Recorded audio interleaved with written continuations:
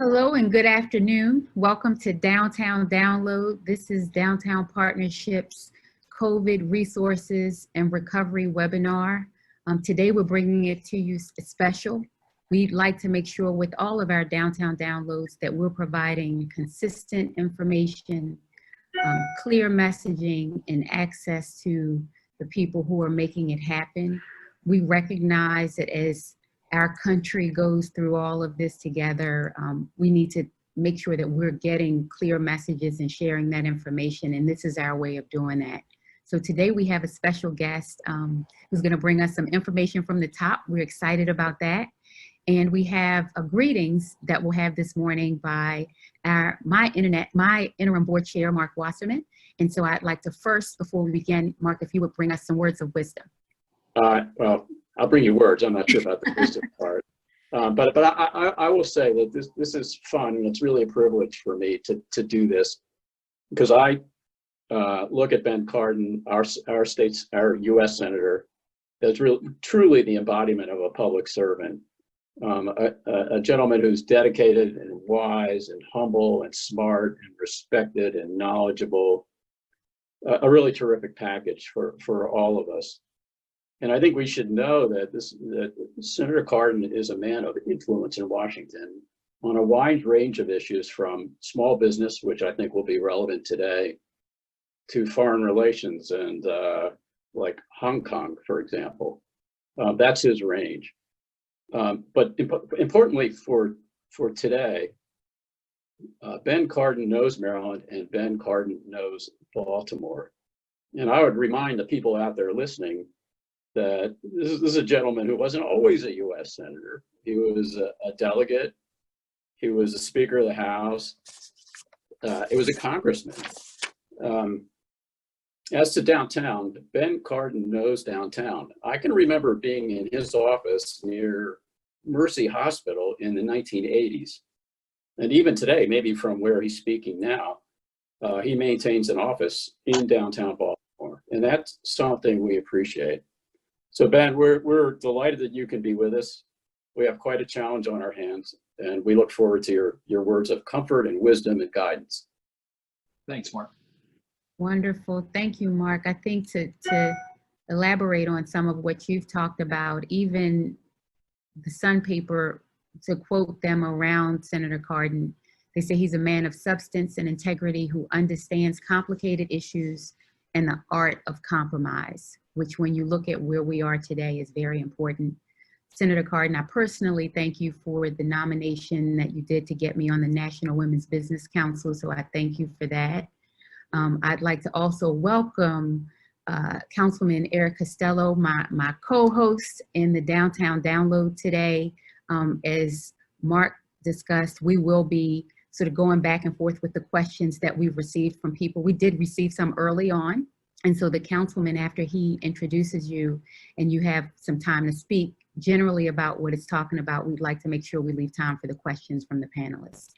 So Councilman, I will yield to you to talk a little bit about that. I know we plan to talk about the task force a little bit, but we have so many questions. I know we want to keep that time short.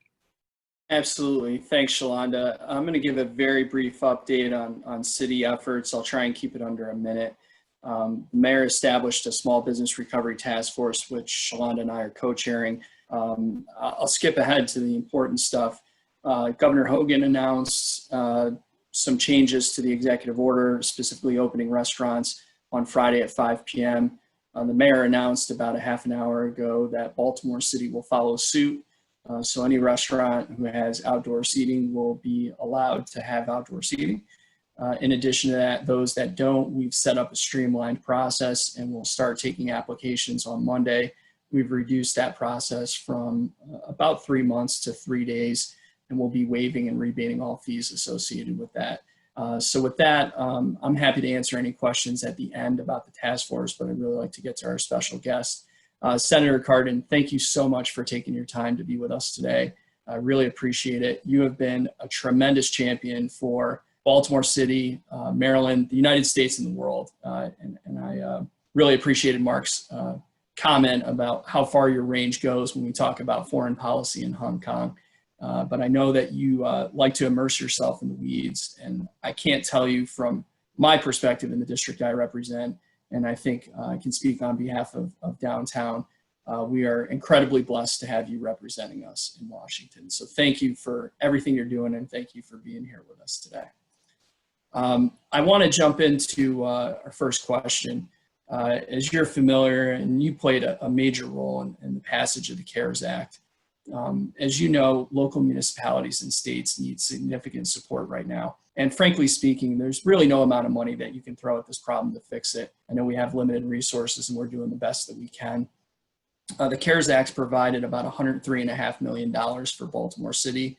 We've been working to be good stewards of that money, use that money for assisting individuals experiencing homelessness, our small business recovery efforts, dealing with food security, bridging the technology gap for our students. Can you talk a little bit about, from your perspective, why that money is so important for our states and cities, and what else we may see coming down the pike? Well, first, Eric, thank you very much. Shalonda, thank both of you for your extraordinary leadership for Baltimore. And Mark, you know, you never take on an assignment that is not consequential for the future of Baltimore. So thank you very much for being willing to step in for leadership here in Baltimore. I love Baltimore. I'm a product of Baltimore, a product of the Baltimore City Public Schools. I grew up in Baltimore. I've lived all my life in Baltimore. So this is a city that I love, and one that I know is going to have a great future with an incredible past. So thank you for paying attention to the needs of our city. So Eric, let me get to your specific question. First of all, on behalf of Team Maryland, we've been working very closely, all 10 members of our congressional delegation, including the entire Baltimore City congressional team in Washington, John Sarbanes, and now Kwaizi and Fume Dutch Ruppersberger and Senator Chris Van Hollen. All 5 of us have been working seamlessly to deal with the issues that confront Baltimore as a result of COVID-19. And we passed, as you pointed out, several bills, including the CARES Act. CARES Act is a bill that spends $2.6 trillion. It's a bill that is equal to more than a full year appropriation by the federal government, 1.6 trillion, get the right numbers, but more than a full year appropriations by the federal government, including military spending. So it was a large commitment. And as you pointed out, Eric, it provided help for state and local government. The fund that you referred to, a little over $100 million, was the stabilization fund that was used to pay for the direct costs related to COVID-19. But we also made tens of millions of dollars available to the Baltimore City school system. We made monies available for law enforcement. We made monies available for our community health centers, and the list goes on, and it was helpful. But when we passed the CARES Act, we really thought there was a light at the end of the tunnel by this time in the calendar. We thought that we were dealing with a challenge that would slowly ease, certainly by early June. And now we find that that's not the case, that we're still going to be in a serious economic challenge through the end of the year. So we need to do more for state and local government. That's why this House has passed the HEROES Act, which provides for state and local government almost $900 billion or more stabilization aid. Now, that money, unlike the CARES Act, can be used for the decline of revenues. We've been on the phone with Jack Young and with the members of the city council, and we know that the revenue loss in Baltimore is dramatic. We went over the revenue losses through the hospitality industry, that you depend on revenues for Baltimore City. That's totally gone. Things like parking fees and things like dealing with the revenues coming in through fines. All that is dramatically reduced as a result of COVID-19. And then the income tax revenues are also going to be dramatically reduced. If you put all that together, Baltimore City's revenues cannot support providing the mission that's critically important for the people of Baltimore, including police, fire, school systems, sanitation, etc. So we need to make up for that revenue loss. The HEROES Act will provide substantially more money for Baltimore. As you pointed out, the stabilization fund was a little over $100 million. We calculate that Baltimore City alone will receive in the neighborhood of over $1 billion under the HEROES Act if it becomes law.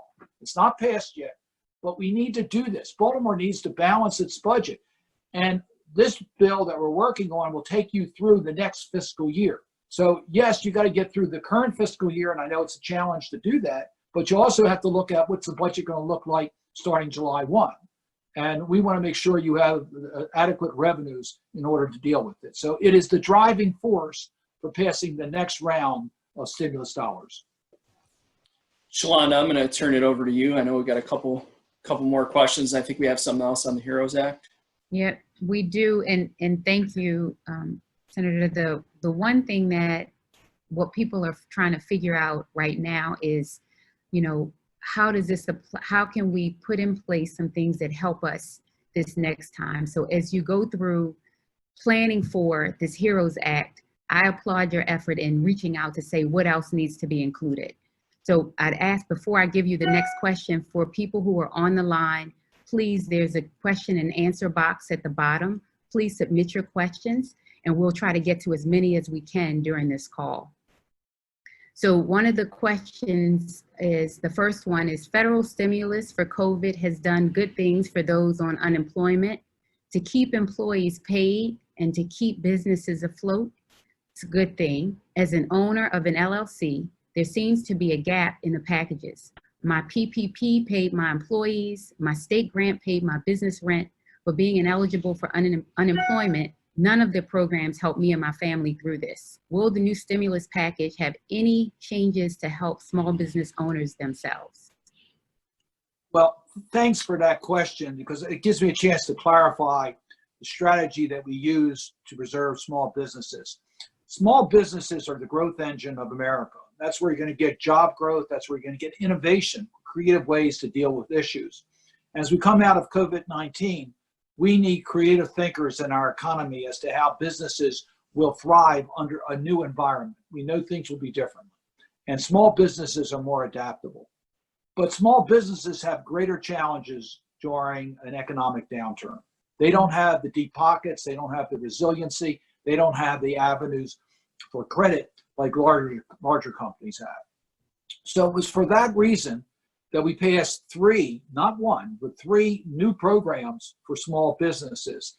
We recognize that the Paycheck Protection Program, the one that's gotten the most attention, would be used to preserve payroll and to deal with some of the rent or mortgage costs of a small business. But in and of itself, it was not enough to sustain a small business because there are other expenses.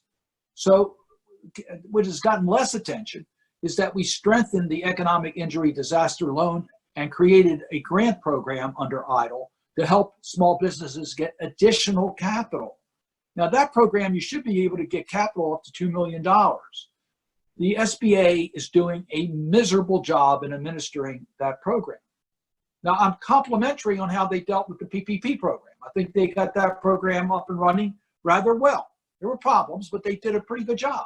They have not gotten the EIDL program where it needs to be. And we're gonna have oversight hearings on that starting next week.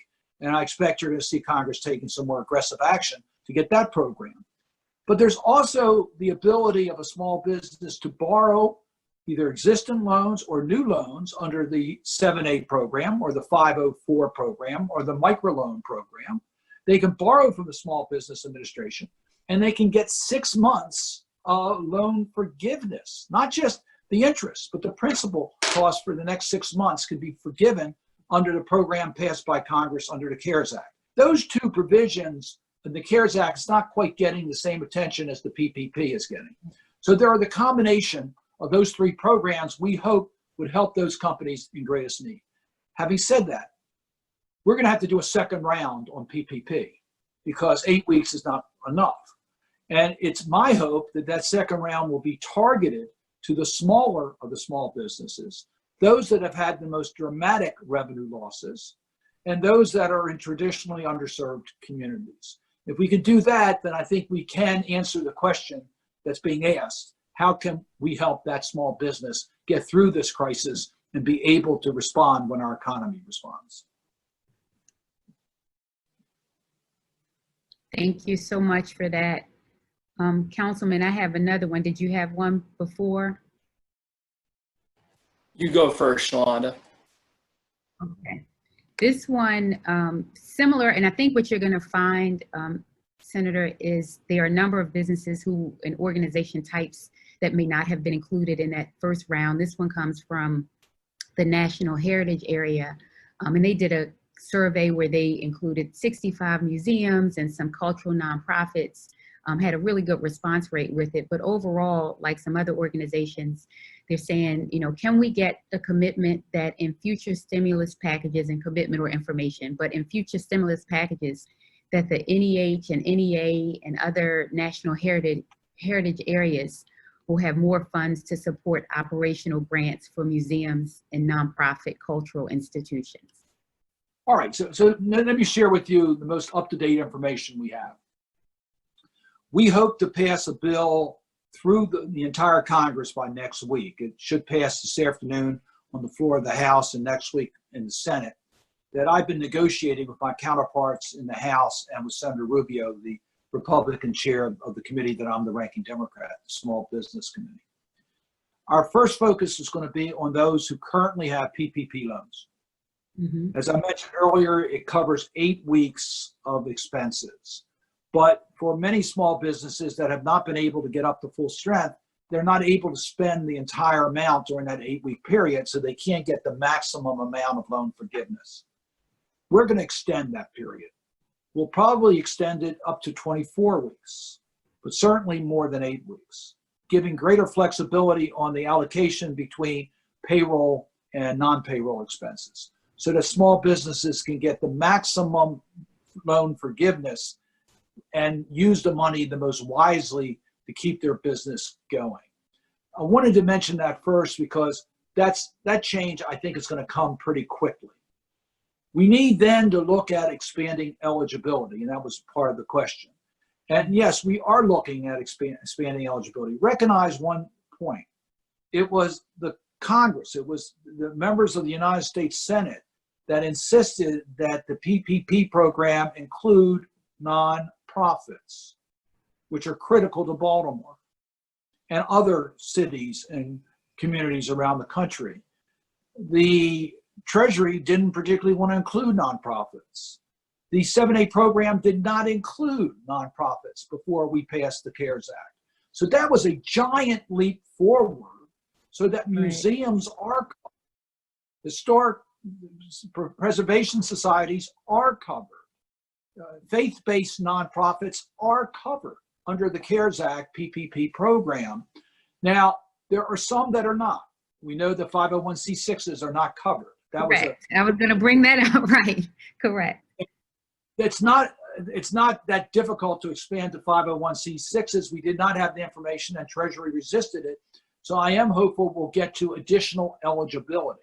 Okay. But it will be in competition with other groups that want to become eligible that have a good case to be made. Right. We have a strong case to be made for community newspapers, for example, to be eligible for PPP. So those types of issues we need to take up. Right. Radio stations, local stations, again, have been very badly hit by COVID-19. So we have eligibility issues. We also have next round for those businesses that are going to need more help. And as I said, I'd like to target it to those who really need it, the small businesses, those with dramatic revenue losses in the underserved communities. The good news is that we thought we would have a run on the money and wouldn't have enough money in the program.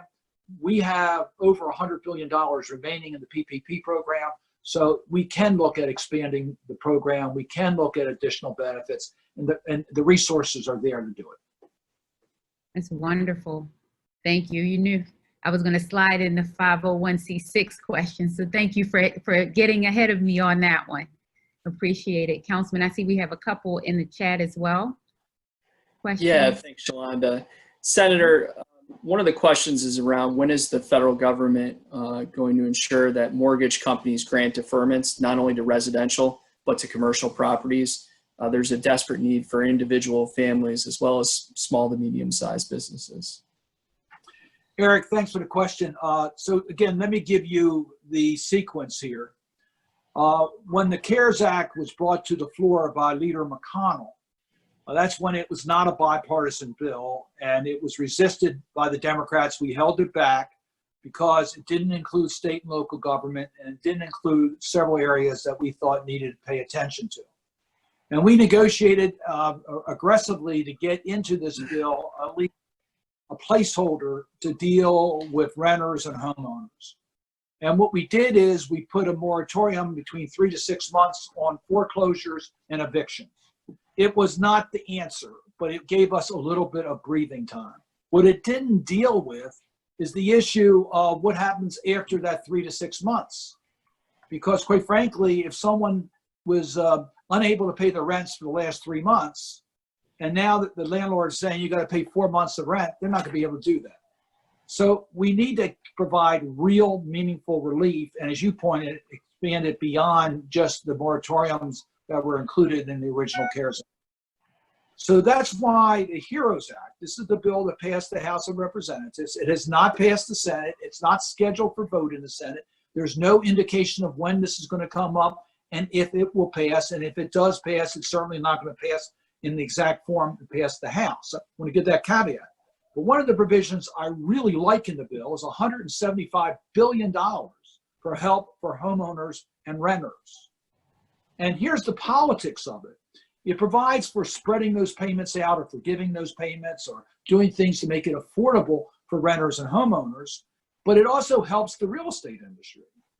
Because without this, we saw during the 2008 meltdown, if we start to see an erosion of support in regards to the real estate industry, that's going to cause a whole ripple effect to our economy. So yes, Democrats are very concerned about renters and homeowners who cannot afford to pay their mortgage payments or rents. Republicans are very concerned about the strength of the real estate market. Not to say Democrats aren't concerned about that or Republicans aren't concerned about renters and homeowners. They are. But we know traditional priorities of our party. I think the politics of this can work, and we can get a bipartisan agreement to provide meaningful relief. And yes, we did provide help in the small business programs for landlords by allowing usable use of those funds for rents. That helped landlords. But we do want to keep stability in the real estate market, which is critically important for our economic recovery. So I am optimistic that when we consider the HEROES Act, we will have a meaningful provision in this regard. Thank you, Senator. We got another question. The CMBS loans are still a struggle for a lot of commercial properties, including thousands of hotels, and don't seem to have been addressed in previous stimulus plans. Is there any plan for this type of relief being considered in the near future for these types of bond-secured loans? Well, you know, that's why I mentioned in regards to small businesses, the EIDL program. We also have a new program under CARES for mid-size and larger companies. Yes, the answer is that we are looking at refinancing that will give you a longer period of time before payments have to be made, lower interest rates. And interest rates are still relatively low in this country, very low in this country. So we want to leverage that. So we are looking at loan forgiveness for the small companies. As you get a little bit larger, we're looking at lower interest long-term loans and at better rates than we currently have. And there are different ways we can leverage that. As you know, a lot of the economic tools we use at the national level involve low interest loans. So yes, we are looking at that and leveraging the lower interest rates. The Fed window has already made this available. So we already have seen availability of credit at a lower level, lower interest rates that have been leveraged by some of our partners to help these types of entities out on refinancing their loans. So yes, we are looking at trying to get on more favorable terms. Thanks, Senator. Back to you, Shalonda. Thank you. Thank you. Senator, another question that comes in, and this is really around the unemployment piece again. This is a person who's looking to have to furlough some of their workers, and following what Senator McConnell said about, you know, that unemployment going down to zero and expiring on July 31st. The question was, you know, what do you think are the chances that there may be some sort of compromise in position there to say going down from 600 to 200 or 300? Do you think it'll be that, or will it go to 0? A great question. So thank you for that. I don't really have a crystal ball to tell you what is likely to happen. So we understand that the enhanced benefit, the extra $600 a month, is through July 31st. And we knew at the time that it may cause some inequities where people are actually making more on unemployment than they are working. We never intended that to be a major problem. We have heard from several companies that it is a concern. Now remember, when someone's on unemployment, they have to accept work, but an employer doesn't want to ask someone to come back and take a pay cut. So we need to correct that. So I am hopeful that we can reach a compromise. When we pass the CARES Act, we anticipated by July 31st, that was 4 months later after we passed the bill, that we would be in pretty good shape. It's clear that we're not going to be where we want to be by July 31st, that we're going to need some additional attention here. And I think the suggestion of tearing down the money or making sure it doesn't exceed the previous salary are areas that we can modify and still protect the most vulnerable with unemployment. I just really want to underscore this point. It's not only a matter of compassion to make sure people have unemployment insurance, but it's also a matter of our economy. Economists have said that the CARES Act has worked. It has protected our economy. It has put money back into our economy, which is critically important for everyone. So giving enhanced benefits under unemployment insurance helps our economy recover, and we don't want to go cold turkey on July 31st. Right, totally makes sense for that. And as you started talking about, there are a number of relief plans and efforts. Part of what one of our attendees are asking is if we can clarify which bills are in progress. There's the HEROES Act, but what's the bill they said that's scheduled for vote later today called? Well, thank you. Okay, the bill that is up for today in the House of Representatives is the bill that deals only with PPP. And it makes about 4 or 5 changes in the PPP program. As of an hour or two ago, they were still negotiating the language, so we're not 100% sure everything is tied down. But we do expect the bill to pass the House today. Will extend the 8-week covered period for when you can have eligible expenses paid to 24 weeks. We also expect it will give more flexibility on the allocation between payroll and non-payroll expenses. Okay. They're going to be the 2 major changes. It will also clarify the provisions on when you have to have your workers back on payroll and under circumstances where that's not feasible. That's what's covered in the bill we anticipate will be voted on the House later today. Senator Rubio and I have been working very hard to harmonize any differences that we had in the Senate with the House. And I'm not 100% sure we'll succeed in that before the House votes on the bill. But it's our hope that we can harmonize that so when that bill comes over to the Senate, we can just pass the House bill and get it to the president by the end of next week. That would be our hope, because loans or forgiveness applications will start in early June. And we want to make sure that the business owners know that they have this extra flexibility. The bill will include a safe harbor. So if a business wants to use the 8-week period and get their loan forgiveness based upon that, they'll be able to do that. We're not going to take away anything they already have, but they would have more flexibility on the use of the PPP money. That bill is not at the finish line, but it's getting closer to the finish line. And there is bipartisan consensus that we got to get that done. The HEROES Act has passed the House of Representatives, but passed on a party line vote. Not a complete party line vote, but it was a partisan vote. We're only going to pass a bill that's bipartisan. So that bill, there's 2 challenges to getting it to the finish line. One, Leader McConnell, not the Republicans, but Leader McConnell has shown no willingness to bring this bill to the floor of the Senate or to negotiate this bill. There are Republican senators who want to work on this right now. So we haven't really gotten serious in the Senate on the HEROES Act, and we should. We should have gotten serious weeks ago because we knew it was needed. So we're not at that stage yet of being where we need to in order to put the bill together for passage. So we have to get it on the floor, and we have to get a bipartisan agreement. We have to harmonize it with the House and harmonize it with the White House. I'm going to say something nice, if I might, about someone in the president's administration. Secretary Mnuchin's been a good negotiator, and he's worked very closely with us in the Senate and the House. So he's a person who can get things done and get things done quickly, and that's the type of person we need in order to get this bill completed. So I'm hoping that President Trump will enable Secretary Mnuchin to negotiate with us the HEROES Act. If that's the case, I would be a lot more optimistic that we could get a bill done in the next 2 to 3 weeks.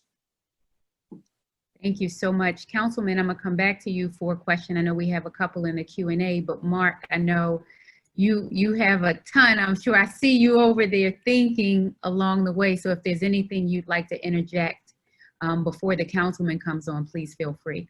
No, I think, no, our listeners should weigh in. That's their opportunity. Perfect, and they are weighing in. So Councilman, if you want to come with the next question that's in the Q&A box. Sure thing. Thanks, Shalonda. Senator, interestingly enough, we have a foreign relations and economics question for you, all packed into one. Thank you for your leadership on the Senate Foreign Relations Committee. Can you speak to the increasing anti-China rhetoric in politics and legislation introduced in Congress?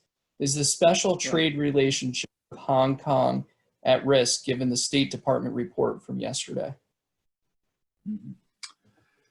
The answer is absolutely it's at risk. Let me make it clear. China is not our friend. They are trying to dominate the economics globally and set the ground rules based upon a government-controlled economy rather than a free market economy. It's not in our interest for them to win. So China's done things in trade that are totally unacceptable.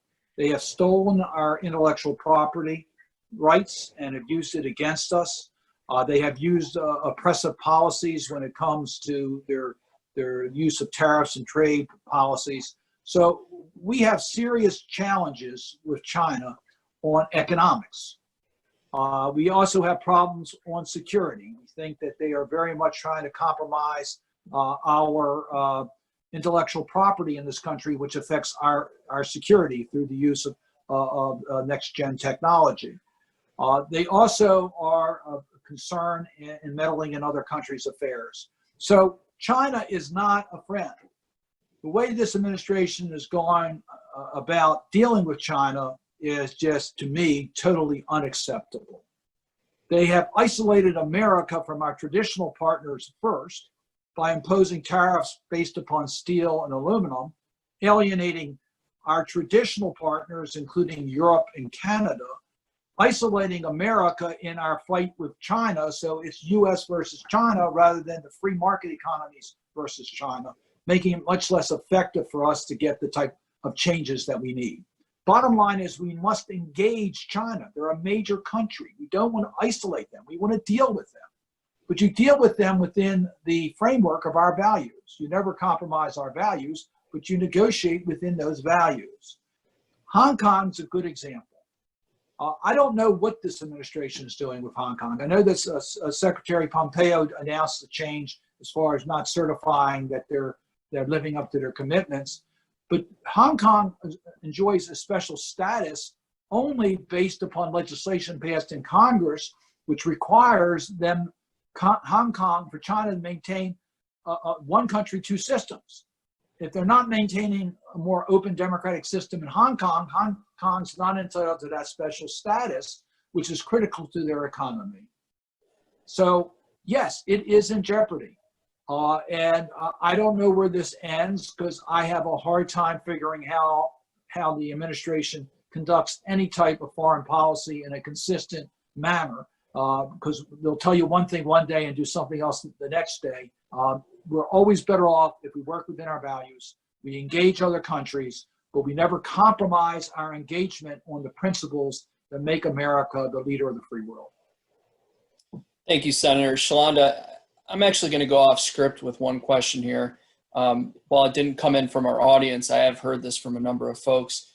Senator, as you know, there's a worldwide shortage of PPE, gloves, masks, face shields, aprons, etc.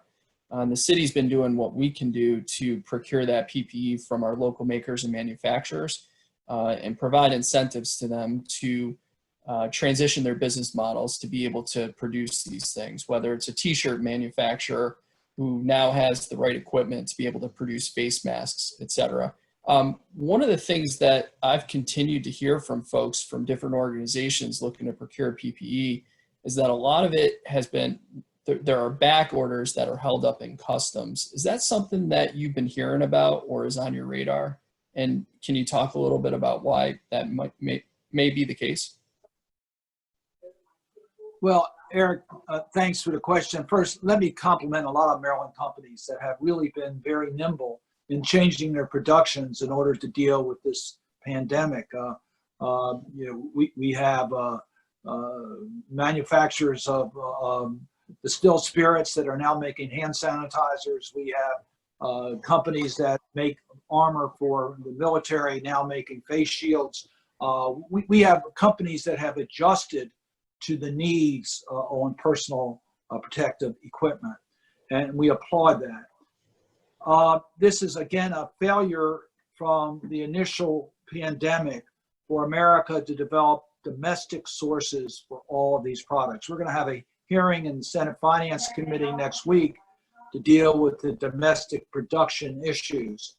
We should not have to rely on imports in order to protect our country with protective equipment. This is not something that is difficult to have a domestic supply source. There's a reason why we passed the Defense Production Act. We passed the Defense Production Act because we don't want to be dependent upon another country in order to protect the national security of this country against an enemy. You know, a lot of times we think the enemies are going to be a foreign country and we need weapons, but the enemy can be a pandemic and you need the protective equipment. The Defense Production Act gave the President of the United States the ability to guarantee local production of essential items to protect America against the pandemic. The President did not use it, did not identify the problem, did not set up a strategy in order to deal with it. As a result, we do not have enough protective equipment, and we certainly do not have enough supplies for adequate testing in this country. You're only as strong as the weakest element in what you need for testing. So today it's reagents, tomorrow maybe it's swabs, next day maybe it's the transport media that takes the specimen. You have to have all that in order to be able to do testing. On protective equipment, originally we had a shortage of masks, and the mask situation changed more to aprons. So it's been a changing flow, but we need to make sure that we have the domestic supplies. I've heard in regards to imports, it's been more stealing, I won't say stealing, more competition among states and federal agencies than it has been custom problems, which is outrageous. That's why we have a federal government, to make sure that we have the adequate supplies. Why should a governor have to set up a relationship with a friend in Korea in order to get supplies for the people of Maryland? I'm pleased he was able to do it, but why should he have to do that? Why don't we have a national system that guarantees every person in this country that their community can get adequate equipment? And now we're talking about reopening. And I said this before we were on formal air, but it's worth repeating. We're going to have to reopen and live with the virus, because we're not going to have an effective vaccine. Earliest is going to be 2021. We don't have yet a therapeutic drug that can minimize the risk. And we have to reopen. We all recognize that. You have to reopen using old-fashioned methods of distancing and protective equipment and old-fashioned good public hygiene. But you have to do it with knowledge, which means you have to have testing capacity, etc. So now we're going to be reopening our schools, and do we have adequate protective equipment for our frontline workers who are going to be part of that process? Do we have adequate testing to be able to identify when someone has the virus and then be able to trace? And the answer is we don't know, because we haven't taken the steps necessary to make sure we had adequate domestic supplies. That's a long answer to a very short question. Thank you, Senator. Shalonda, before I go back to you, we do have a couple questions that are more local or state level. So to the folks who asked those questions, we will get to those after Senator Cardin's piece. Back to you, Shalonda. Thank you so much. And Senator, we know we only have time for probably one, maybe two more questions in here, and want to make sure that you have time also to say some closing remarks. Some of these may be short answer. The first one, will the federal government insist that mortgage companies grant deferments? Just talking about this being a desperate need for families. Well, if it was up to me, the answer is we would do something very similar to that. The House has passed pretty strong language. I recognize that we have to get a bipartisan bill done. There is a reluctancy with the current leadership in the United States Senate to mandate issues in regards to private sector contracts, and a mortgage is a private sector contract. But yes, I do believe that we will provide strong enough incentives that will allow commercial players to make decisions that will be in their financial interest and in the interest of their homeowner or borrower to make those types of changes. So I am hopeful at the end of the day, recognizing the national emergency we're dealing with, that there will be effective legislation, but it probably won't be the old-fashioned mandate. It'll probably be some more of a carrot stick approach. Right, which I know, thank you. I know even as representing Downtown Partnership, we have, people on both ends from the mortgage side and some of our residents. And so, we're getting pushed and pulled in a similar way that I know you are. So thank you for that. And this is a win-win situation. It's not in a bank's interest to foreclose on a mortgage. They'll get clobbered on a foreclosure. They're not going to make money on it. So it's in their interest. We saw in the 2008 when we went through the meltdown that working out these mortgages was in everybody's interest. One of the things we had to do at the national level is change the tax code so that there was incentives in the tax code for this to work. We're going to probably have to do the same thing again. Nope. Thank you. Last question, and then I'll open it up to you to give some closing comments. So thank you. This one is a personal plea from somebody who shares sort of the sentiments on the SBA's response. But she says, I applied for the state of Maryland grant on March 26th as a small business owner and just received an email last week that the money ran out. Still waiting on my PPP loan. Haven't paid my mortgage on my home, my rent for my businesses. What can she do? Please help. Well, in regards to the PPP loan, it's not because of lack of money. The money is in the bank. There's two issues could be here. One is that you're dealing with the wrong banking institution. So start again with another bank. You're not restricted to one application. You can go to alternate banks, see who can get to the finish line first.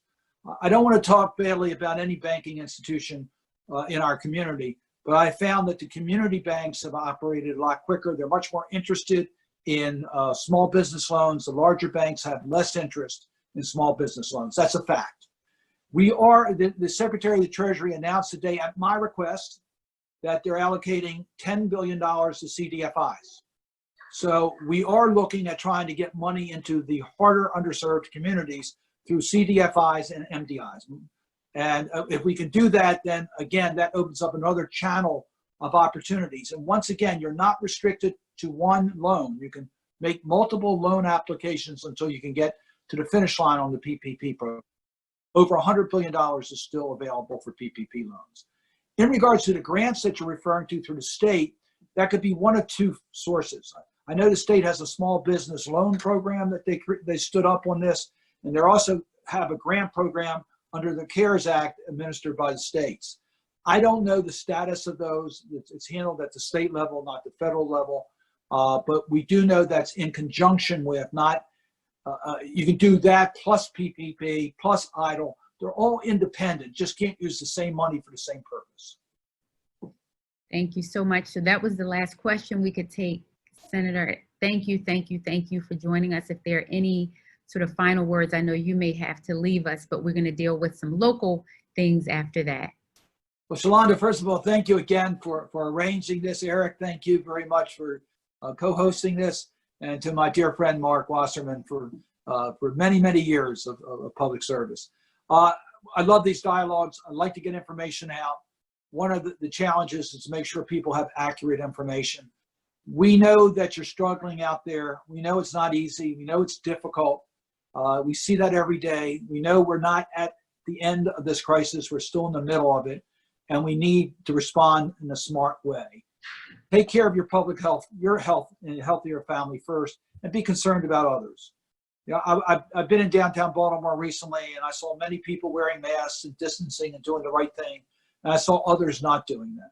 I think all of us have to lead by example and be clear in our message that until we get an effective vaccine, until we have this under control, we all have to be respectful of our own health and the health of others.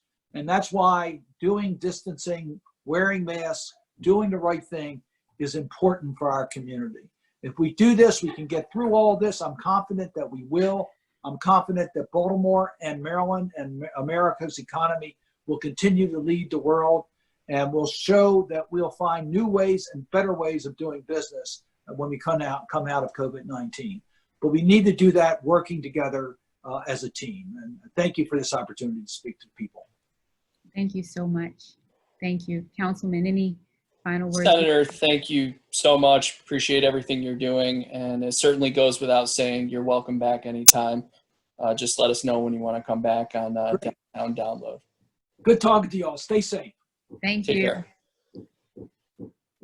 So Councilman, you could see the questions blowing up for you. Yeah. Along the way, I know you gave some teasers in the beginning, and so the line started to blow up. We actually had a couple even before sort of coming into this. And so I want to give you, before we dive into the questions, if there's anything sort of holistically, because I know you've been seeing the questions too, that you want to start off with. Yeah, I'd like to address the one about, there was a comment about displeasure with the mayor's restaurant plan.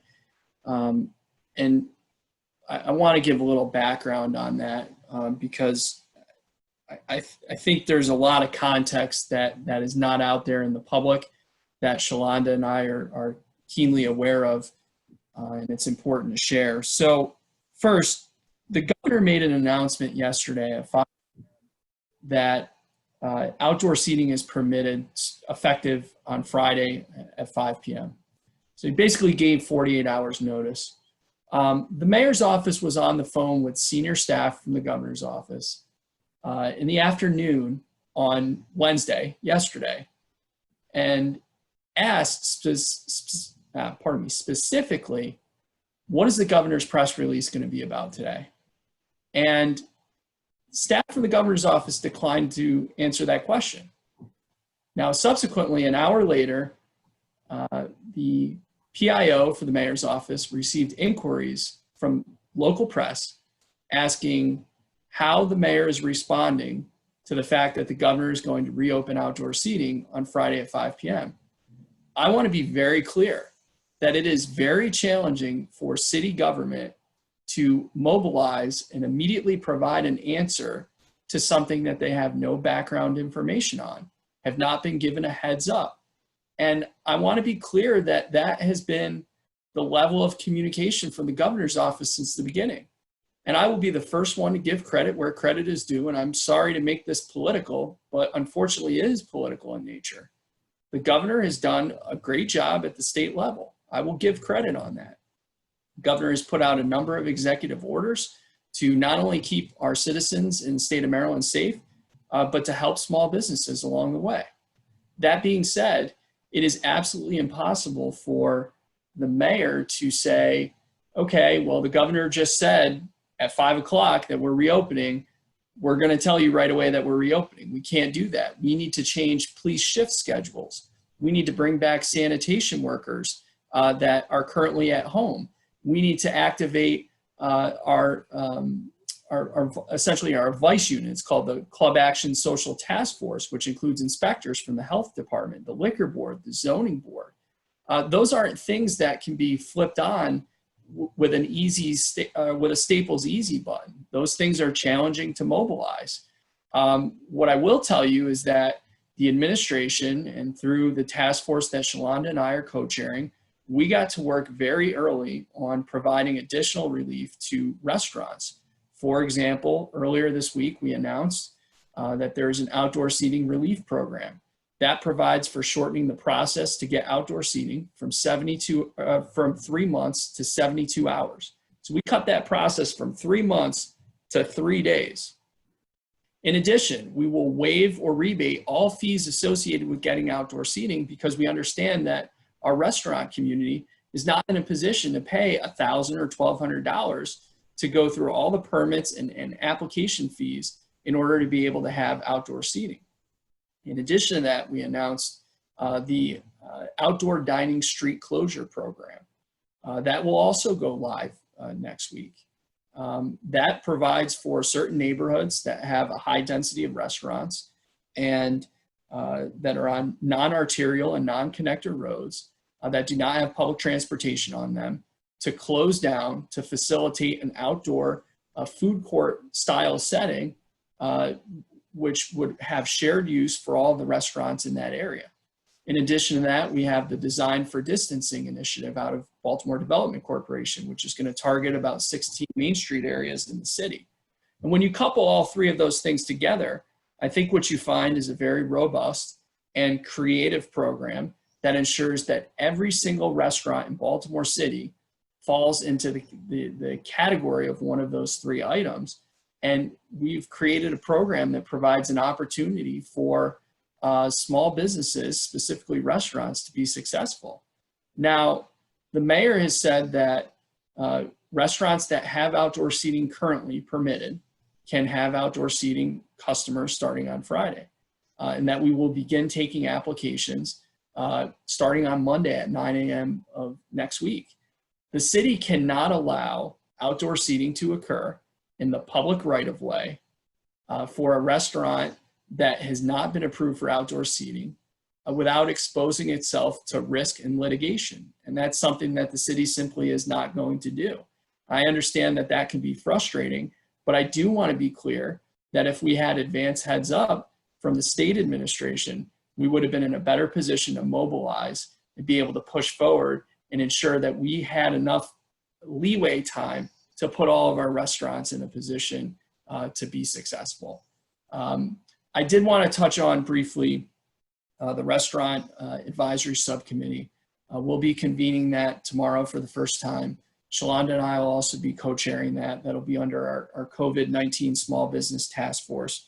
And the main thing that we'll be tasked with is looking at guidelines from Baltimore Development Corporation, the state, the Restaurant Association.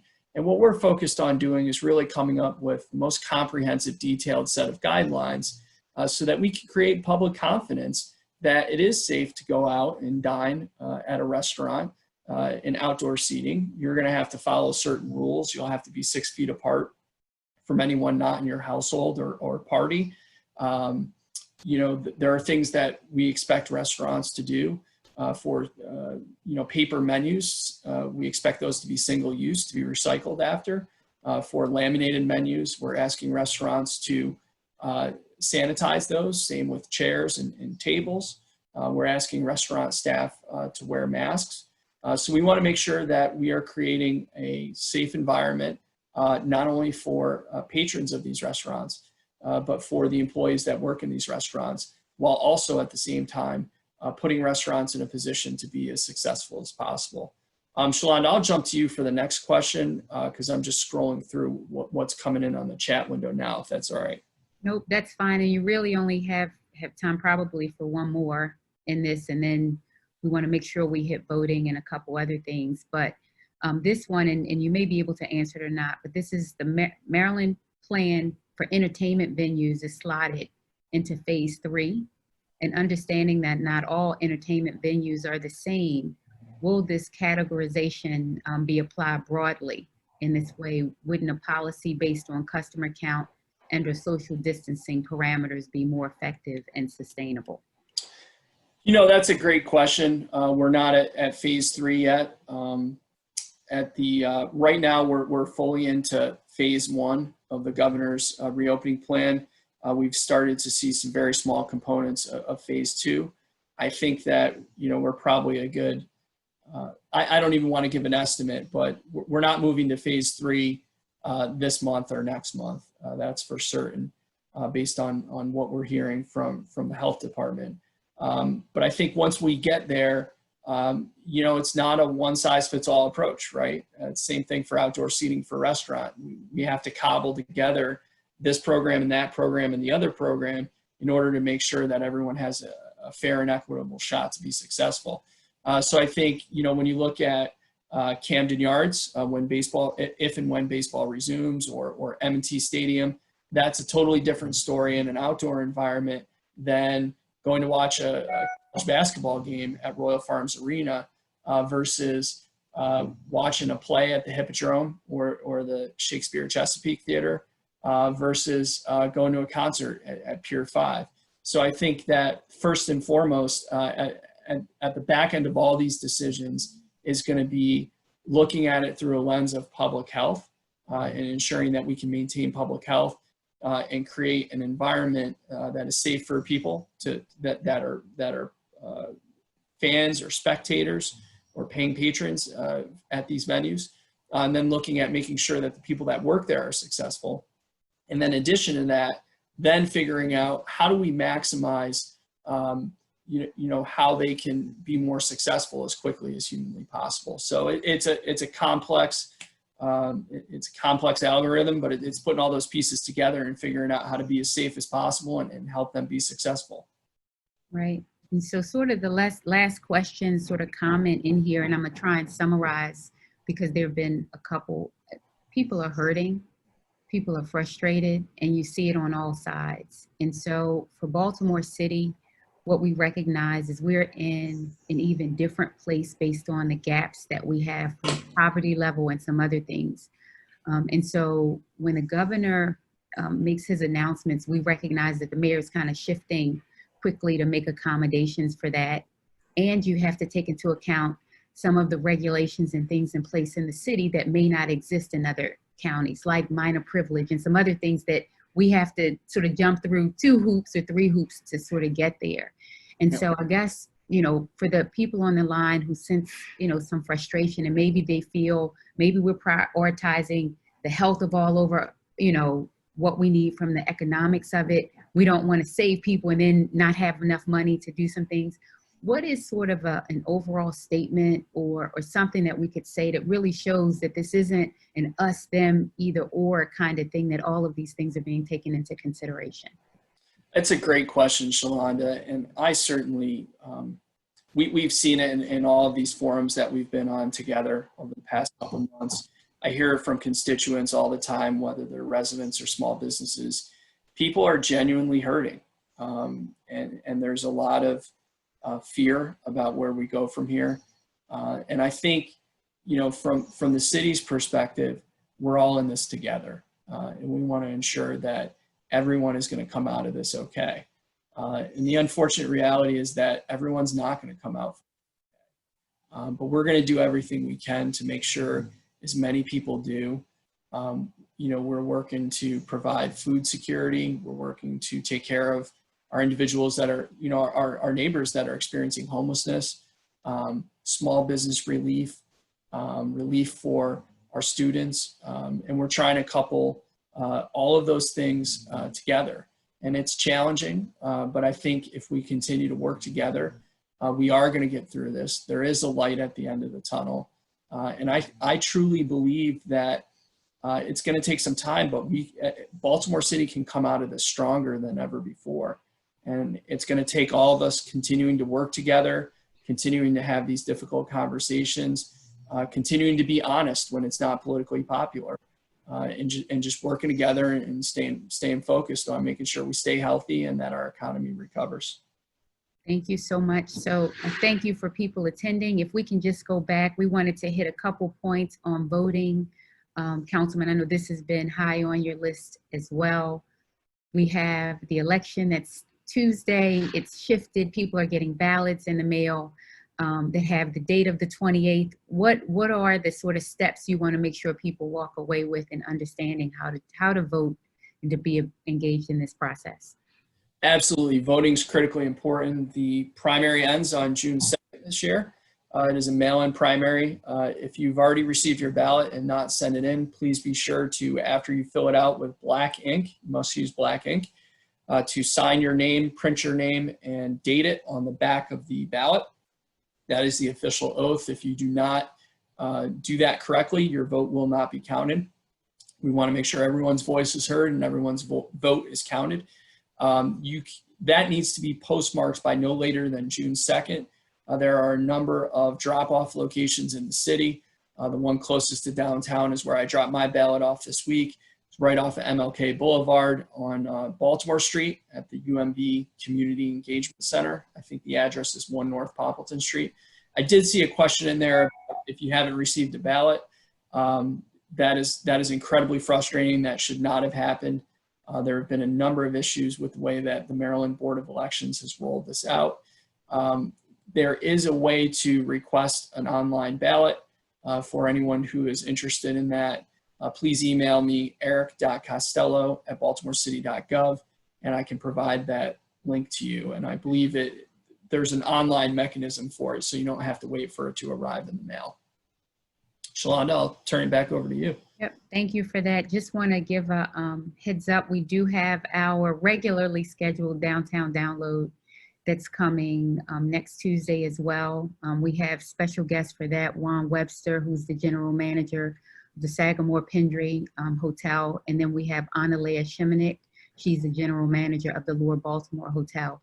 As we've aimed to really make sure these are giving information that people need. We focused on the arts, we focused on restaurants, and we want to make sure that we're also putting a focus on our hotel community and what they can do to help in terms of guidelines, be safe, and all of that, and coming back around. So please, that's on Tuesday, June 2nd at 9 a.m. We look forward to you tuning in there. And then for any of the information, we want to say if there were some website given and some other things like that, want to make sure that you recognize Go Downtown Baltimore is a resource for you, and we'll make sure that we have all of that information on there. So you can follow us socially on all of the handles, Downtown Baltimore. You can see the handles there, but go downtownbaltimore.com, our website.